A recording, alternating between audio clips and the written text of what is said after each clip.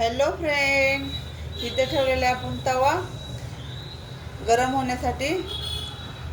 इथे घेतलेला आहे कांदा चिरून बारीक, इथे घेतलेले आहे गाजर चिरून बारीक, इथं टोमॅटो आणि इथं शिमला मिरची.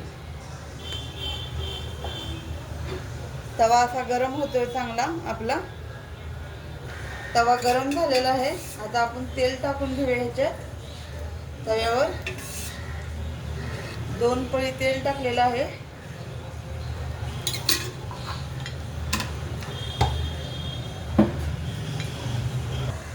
जिरे आणि मोहरी टाकून घेऊया.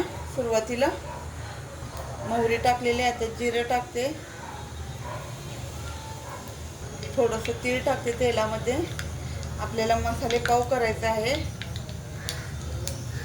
आता कांदा टाकून घेते लगेच.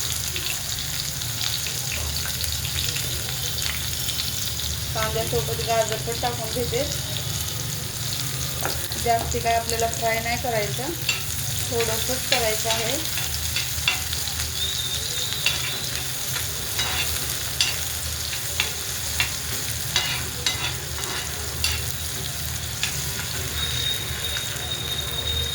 लगेच शिमला मिरची टाकून घेते.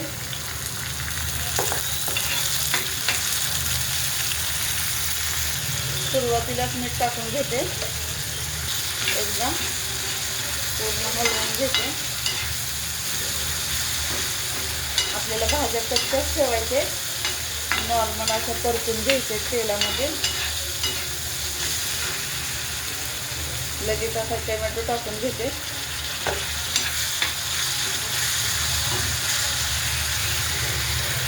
कलर कसा वाटतो छान बघा भाज्यांचा. सर्व कस्तुरी मेथी पण टाकते तेलामध्ये.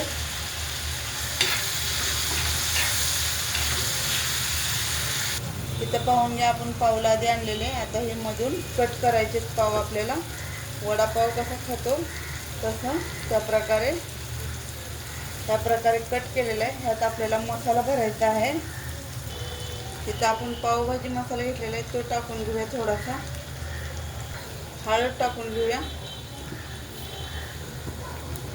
इथं कांदा लसूण घेतलेला आहे, थोडासा टाकून घेऊया चवीनुसार. सगळे मसाले एकजीव करूया आणि थोडंसं पाणी ओतूया. त्या प्रकारे थोडासा चाट मसाला टाकून घेऊया आपण. अगदी थोडासा टाकलेला आहे, पाहून घ्या.